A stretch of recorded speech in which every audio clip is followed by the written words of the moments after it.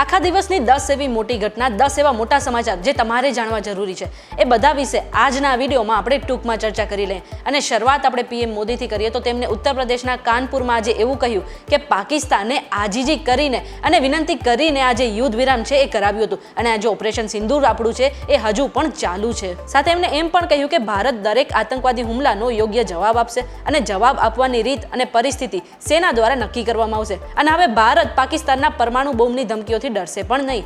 આટલું જ નહીં, વડાપ્રધાન નરેન્દ્ર મોદીએ બિહારમાં એમ પણ કહ્યું હતું કે આતંકવાદ સામે ભારતની લડાઈ હજુ રોકાઈ નથી અને ના તો આગળ જતા રોકાશે. અને જો કોઈ ફરીથી ભારતમાં આતંકવાદ કરશે ને તો આપણે તેમના ઘરમાં જઈને તેમને કચડી નાખશું. ઓપરેશન સિંદૂર બાદ રાજનાથસિંહ ફરી એકવાર પાકિસ્તાન ઉપર બગડ્યા છે. રક્ષા મંત્રી રાજનાથસિંહે NS વિક્રાંતના ડીગ પરથી દેશની નેવીની તાકાતનું પ્રદર્શન કરતા સ્પષ્ટપણે કહ્યું કે જો ભારતીય નૌકાદળ ઓપરેશન સિંદૂરમાં સંપૂર્ણ ક્ષમતા સાથે ઉતર્યું હોત તો પાકિસ્તાનના 4 કટકા થઈ ગયા હોત. જ્યાં સુધી દેશની દરિયાઈ સરહદો મારા હાથમાં છે ત્યાં સુધી કોઈ ભારત તરફ ખરાબ નજર નાખી શકે નહીં. તેમજ આતંકવાદ પર પાકિસ્તાનને સ્પષ્ટ તેમણે ચેતવણી પણ આપી હતી. આટલું જ નહીં, તેમણે 1971નો કિસ્સો પણ પાકિસ્તાનને યાદ અપાવી દીધો.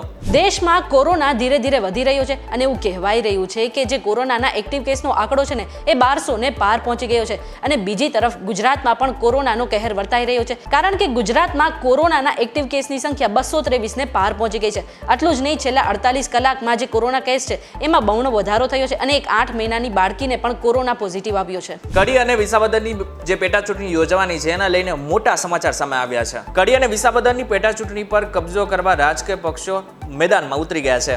ભાજપ અને કોંગ્રેસના જંગ વચ્ચે પૂર્વ સીએમ શંકરસિંહ વાઘેલાની પાર્ટીએ બંને બેઠકમાં પોતાના ઉમેદવારો ઊભા કર્યા છે. કોંગ્રેસ સોમવાર બપોર પહેલા ઉમેદવાર જાહેર કરે તેવી શક્યતાઓ છે. બેઠકો માટે આમ આદમી પાર્ટીએ પોતાના ઉમેદવાર જાહેર કરી દીધા છે.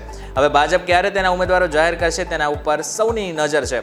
આગામી 19 જૂને કડી અને વિસાવદ વિધાનસભા બેઠકો પર પેટા ચૂંટણી યોજાવાની છે. ત્યારે પેટા ચૂંટણીમાં કોણ જીતે એમને જરા કોમેન્ટ કરીને ચોક્કસથી કહેજો. આખા દેશમાં ધીરે ધીરે ચોમાસું આગળ વધી રહ્યું છે. એવામાં ગુજરાતમાં જે કમોસમી વરસાદ છે એ ધીરે ધીરે ઘટી રહ્યો છે અને એવું પણ કહેવાઈ રહ્યું છે કે આવનાર 4 દિવસ સુધી જે વરસાદનું જોર છે એ ઘટશે અને ગરમીનો પારો પણ ઉપર ચડશે. આટલું જ નહીં, હવામાન વિભાગની સાથે સાથે હવામાન નિષ્ણાત અંબાલાલ પટેલે પણ આવી જ આગાહી કરી છે અને એમણે એવું પણ કહ્યું છે કે આવનાર 5 થી 9 જૂન સુધી અણધાર્યો વરસાદ પણ ગુજરાતમાં પડી શકે છે અને પછી ધીરે ધીરે ગુજરાતમાં ચોમાસું બેસવાની શરૂઆત પણ થઈ જશે. અમદાવાદમાં ફરી એકવાર ડ્રગ્સ પકડાયું છે.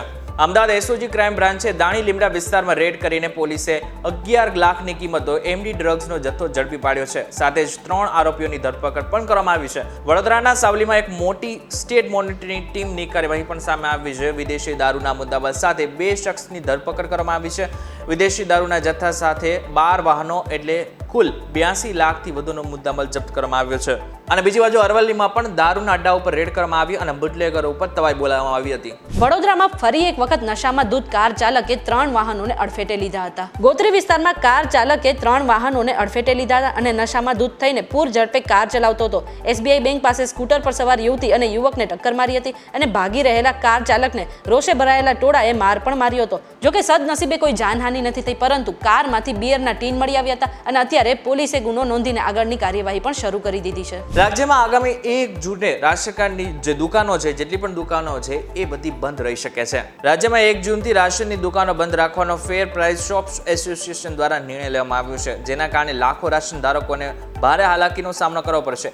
આ નિર્ણય KYC પ્રક્રિયાને લઈને ઊભી થયેલી સમસ્યાઓને કારણે લેવામાં આવ્યું છે. મહત્વનું છે કે રાજ્યમાં હજુ પણ અનેક રાશન ધારકોનું KYC બાકી છે અને સરકારે 14 મેથી જેમનું KYC બાકી છે તેવા ગ્રાહકોનો રાશનનો જથ્થો રોકી દીધો છે. આના કારણે ગ્રાહકો અને દુકાનદારો વચ્ચે તકરાર વધી છે અને અનેક જગ્યાએ મારામારીના કિસ્સા પણ સામે આવ્યા છે.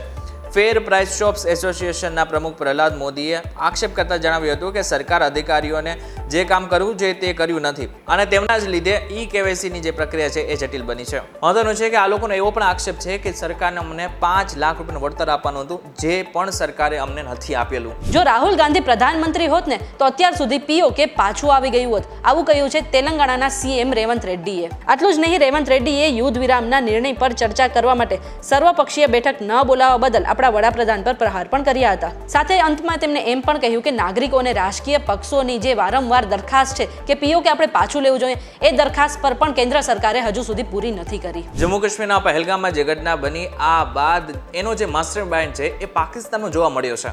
લશ્કરે તૈયબાનો કમાન્ડર સૈફુલ્લા કસૂરી પાકિસ્તાનમાં જાહેરમાં ફરતો જોવા મળ્યો છે. બીજી બાજુ ભારતે પાકિસ્તાનમાં 9 આતંકી સ્થળોનો ખાત્મો બોલાવ્યા પછી આતંકી સંગઠનોએ ફરી એક વખત ભરતી શરૂ કરી નાખી છે અને તેમના માટે પોસ્ટરો પણ લગાવવામાં આવ્યા છે. ઓપરેશન સિંદૂર પછી પાકિસ્તાન હજુ સુધર્યું નથી. પાકિસ્તાનમાં ભારત વિરોધી એક રેલી યોજાઈ હતી. આ રેલીમાં લશ્કરે તૈયબાનો કમાન્ડર સૈફુલ્લા કસૂરી અને હાફિઝ સૈયદનો પુત્ર હાજર રહ્યા હતા. આ રેલીમાં સંયુક્ત રાષ્ટ્ર દ્વારા આતંકી જાહેર કરેલા અનેક આતંકીઓ એક મંચ પર જોવામાં આવ્યા. જૈશ એ મોહમ્મદ ભારત વિરોધી ઝેર ઓકવાની સાથે સાથે નવા આતંકીઓની ભરતી કરવા માટે સોશિયલ મીડિયાનો ઉપયોગ કરી રહ્યા છે. આટલું જ નહીં, ઓગસ્ટમાં તેઓ એક મોટો કાર્યક્રમ હાથ ધરવા જઈ રહ્યા છે. ત્યારે હવે શું થશે એમને જરા કોમેન્ટ કરીને ચોક્કસથી કહેજો. વિડીયો પસંદ આવે તો વિડીયો લાઈક અને શેર જરૂરથી કરજો તથા આવા જ ઇન્ફોર્મેટિવ વિડીયોઝ માટે વીટીવી ડિજિટલ સાથે જોડાયેલા રહેજો.